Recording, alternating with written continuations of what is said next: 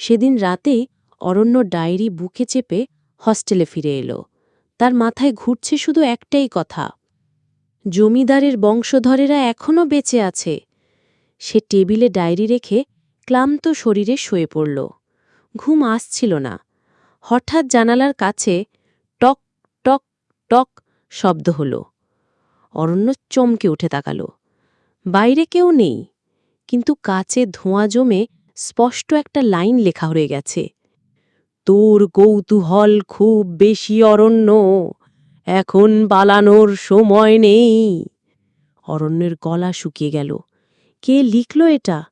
সে দৌড়ে জানালা খুলল, কিন্তু বাইরে শুধু শূন্য অন্ধকার আর হাওয়া। ভয়ে কাঁপতে কাঁপতে সে আবার টেবিলে ফিরল। ডায়েরির ওপর একটা শুকনো গোলাপ রাখা, অথচ সে তো রাখেনি। হঠাৎ তার ফোনটা বাজল। অজানা নম্বর।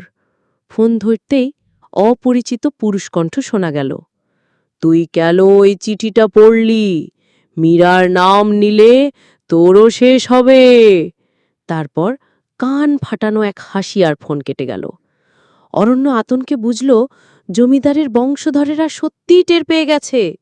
সে জানে আর সময় নেই। অরণ্য ঠিক করল, পরের দিনই তাকে খুঁজে বের করতে হবে সেই বংশধরদের। কিন্তু সে জানে না, তার প্রতিটা পদক্ষেপই এখন কারো অদৃশ্য চোখে নজরবন্দী। আর ঠিক তখনই দরজার ফাঁক দিয়ে দেখা গেল কারো ছায়া দাঁড়িয়ে আছে, একদৃষ্টে তাকিয়ে অরণ্যের দিকে। অরণ্য দরজার দিকে তাকিয়ে রইল। আলো আন্ধারিতে ছালামূর্তি ধীরে ধীরে ভেতরে এলো। লম্বা দেহ, কালো কোট, আর চোখ দুটো অদ্ভুতভাবে জলজল করছে। লোকটা দাঁড়ালো অরণ্যের সামনে, ঠান্ডা গলায় বলল, তুই অরণ্য, তাই না? জি, মীরার ডায়েরি খুলেছিস? অরণ্যের হাত কাঁপছিল। তবুও সে সাহস করে জিজ্ঞেস করল, তুমি কে? লোকটা একচিলতে হাসল। আমি অর্জুন রায়, সেই জমিদারের বংশধর যাকে তুই এতদিন খুঁজছিলি। অরণ্যের বুক ধক করে উঠল। এটাই তাহলে সেই বংশের মানুষ যার হাতে মীরার জীবন শেষ হয়েছিল? অর্জুন ধীরে ধীরে চেয়ার টেনে বসল। তার চোখে শীতলতা, কিন্তু মুখে ভয়ঙ্কর নিশ্চিন্ত ভাব। তুই ভাবছিস তুই মীরাকে মুক্তি দিবি? মীরা অভিশপ্ত, তার আত্মা আমাদের রক্তের সঙ্গেই বাঁধা। আমাদের বংশধ্বংস না হলে ওর মুক্তি নেই। আর শোন, তুই যদি আমাদের অভিশাপ ভাঙার চেষ্টা করিস তবে তোরও মৃত্যু হবে। অরণ্য কিছু বলতে যাচ্ছিল, তখনই অর্জুন হঠাৎ ঝুঁকে এসে ফিসফিস করে বলল, কিন্তু যদি তুই আমাদের সঙ্গে হাত মেলাস তবে তুইও অমর হতে পারবি। অরণ্য স্তব্ধ হয়ে গেল। এই কেমন প্রস্তাব? অর্জুন কি তাকে ফাঁদে ফেলছে, নাকি সত্যিই মীরাকে মুক্তি দেওয়ার একমাত্র পথ এটাই? অর্জুন উঠে দাঁড়াল। দরজার দিকে হাঁটতে হাঁটতে বলল, তোর হাতে একটাই রাত আছে। সিদ্ধান্ত নে অরণ্য, মীরার পাশে দাঁড়াবি না আমাদের পাশে? দরজা বন্ধ হওয়ার শব্দে ঘরটা আবার নিস্তব্ধ হয়ে গেল।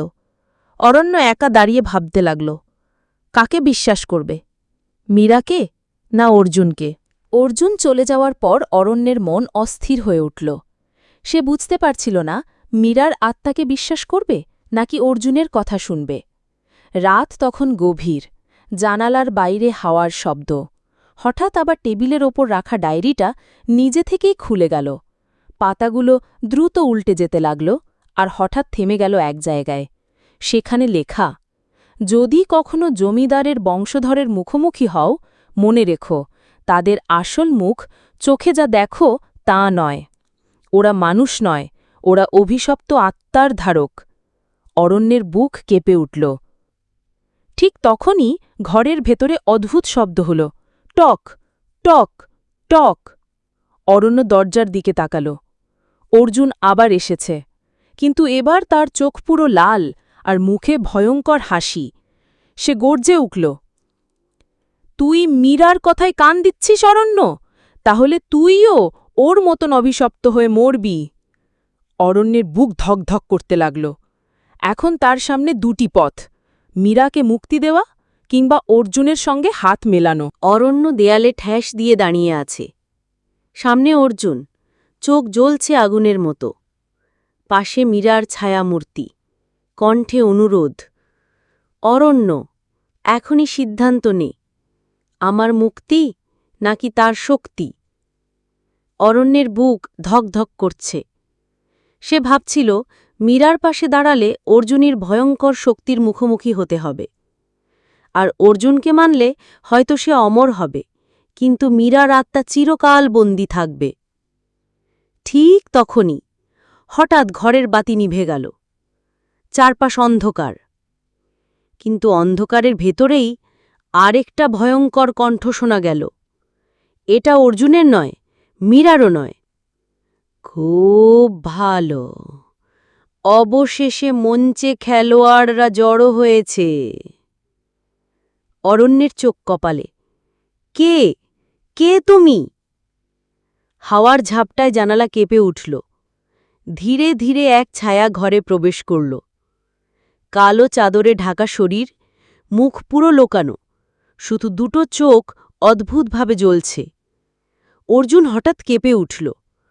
তুমি তুমি এখানে কেন? ছায়ামূর্তি হাসল। অর্জুন, তুমি কি ভেবেছিলে এই খেলা তোমার আর মীরার মধ্যে সীমাবদ্ধ? না, এই অভিশাপ আমি তৈরি করেছি। অরণ্যের মাথা ঘুরে গেল। মানে মীরার মৃত্যুর পিছনে শুধু জমিদারের ছেলে নয়, আরও কেউ ছিল? ছায়ামূর্তি ধীরে ধীরে হাত তুলল। সঙ্গে সঙ্গে মীরার ছায়ামূর্তি কষ্টে কাঁপতে লাগল। মীরার কণ্ঠ ভেসে এল, অরণ্য, এই আসল খুনি, যাকে তুই এখনো চিনিস না। অরণ্য হতবাক হয়ে তাকিয়ে রইল। ছায়ামূর্তি এবার মুখ থেকে চাদরের এক কোণা সরাল। আর দেখা গেল সে তার নিজের কলেজের অধ্যাপক, ডক্টর অদ্বৈত চক্রবর্তী। অরণ্যের চোখ বিস্ফারিত। যে মানুষটাকে সে এতদিন সাধারণ কলেজের অধ্যাপক ভেবেছে, সেই ডক্টর অদ্বৈত চক্রবর্তী আসলে এই রহস্যের মূল খলনায়ক। অদ্বৈতের কণ্ঠ গভীর, ঠান্ডা। অরণ্য, তুমি ভাবছ মীরাকে মুক্তি দিলে সব শেষ হয়ে যাবে? না, ওর আত্মা আমার সবচেয়ে বড় অস্ত্র। আমি 100 বছর ধরে জমিদারের সেই রাতকে নিয়ন্ত্রণ করছি। অরণ্য স্তব্ধ হয়ে গেল। মানে মীরার মৃত্যু ছিল না শুধু জমিদারের ছেলের পাপ, বরং সেই হত্যার আসল কারিগর অদ্বৈত, যে গোপন সমাজের হয়ে কাজ করে। অর্জুন হঠাৎ চিৎকার করে উঠল, তুমি আমাকে প্রতারণা করেছ অদ্বৈত। তুমি বলেছিলে আমি অমর হব, কিন্তু তুমি আমাকে শুধু এক অভিশপ্ত পাত্র বানিয়ে রেখেছ। অদ্বৈত বিদ্রূপের হাসি দিল। হ্যাঁ অর্জুন, তুমি অভিশপ্ত আত্মার ধারক, আমার তৈরি করা খেলনার মতো। তুমি না থাকলে মীরার আত্মা এত শক্তিশালী হতো না। মীরা ব্যথায় কাঁপতে কাঁপতে অরণ্যের দিকে তাকাল। অরণ্য, এখনই সুযোগ। যদি আমাকে মুক্তি দিতে চাস, তবে অদ্বৈতের হাত থেকে আমাকে ছিনিয়ে নিতে হবে। অরণ্যের বুক ধকধক করছে। সে জানে এক ভুল পদক্ষেপ মানে মৃত্যু। ঠিক তখনই অদ্বৈত এক ভয়ঙ্কর মন্ত্র পড়া শুরু করল। ঘর অন্ধকার হয়ে গেল, দেয়ালে অদ্ভুত চিহ্ন জ্বলে উঠল, আর মীরার ছায়ামূর্তি যন্ত্রণায় চিৎকার করে উঠল। অদ্বৈতের চোখে লাল আগুনের ঝিলিক। আজ রাতে সব শেষ হবে। অরণ্য, তুইও এই অভিশাপের অংশ হয়ে যাবি। অরণ্যের হাতে তখনও মীরার ডায়েরি। হঠাৎ সে টের পেল ডায়েরির ভেতর একটা পাতার ফাঁকে যেন লুকানো আছে এক রহস্যময় চাবি। অরণ্য হাত কাঁপতে কাঁপতে ডায়েরিটা খুলল। পাতার ভাঁজের ভেতর থেকে বের হল ছোট্ট এক পুরনো চিরকুট। সেখানে লেখা, অভিশাপ ভাঙতে হলে জীবন দিতে হবে। যে মন্ত্র পড়বে হয় সে পুড়ে ছাই হয়ে যাবে, নয়তো অন্ধকার ভেঙে আলো ফুটবে। অরণ্যের বুক কেঁপে উঠল। মানে মীরাকে মুক্তি দেওয়ার মন্ত্র আছে, কিন্তু এর মূল্য জীবন। অদ্বৈত গর্জে উঠল। তার চারপাশে কালো ধোঁয়ার মতো শক্তি ঘুরতে লাগল। অরণ্য, আমাকে চ্যালেঞ্জ করার সাহস করিস? ডায়েরিটা আমার হাতে দে, না হলে তোর হাড় গুঁড়ো করে ফেলব। অর্জুনও কাঁপতে কাঁপতে দাঁড়িয়ে আছে। সে যেন নিজের শরীরের ভেতরের অভিশপ্ত আত্মার সঙ্গে লড়ছে। অর্জুন চিৎকার করে উঠল, অরণ্য, মন্ত্র পড়, নয়তো আমরা সবাই শেষ। অরণ্য চোখ বন্ধ করল। তার সামনে মীরার মুখ, কষ্টে ভরা কিন্তু মুক্তির অপেক্ষায়। অরণ্যের ভেতরে ভয় আর সাহসের দ্বন্দ্ব চলতে লাগল। অবশেষে সে জোরে জোরে মন্ত্র পড়া শুরু করল। ডায়েরির পাতাগুলো নিজের থেকেই জ্বলতে লাগল। ঘর কেঁপে উঠল। মীরার ছায়া আলোতে ভাসতে লাগল। অদ্বৈত রাগে চিৎকার করে উঠল, না, এই মন্ত্র পড়লে আমি ধ্বংস হয়ে যাব। থাম অরণ্য। হঠাৎ কালো ধোঁয়া আগুনের মতো ফেটে গেল।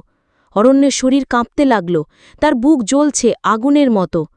মীরার আত্মা ধীরে ধীরে সাদা আলোয় পরিণত হল। মীরা কাঁপা কণ্ঠে বলল, অরণ্য, তুই নিজের জীবন দিচ্ছিস আমাকে মুক্তি দিতে?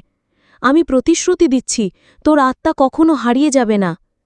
শেষ মন্ত্র উচ্চারণের সঙ্গে সঙ্গে অদ্বৈত ভস্মী হয়ে ছাই হয়ে গেল। ঘর ভরে গেল অদ্ভুত আলোয়। মীরা ধীরে ধীরে আকাশের দিকে মিলিয়ে যেতে লাগল। তার চোখে অশ্রু, ঠোঁটে মৃদু হাসি। ধন্যবাদ অরণ্য।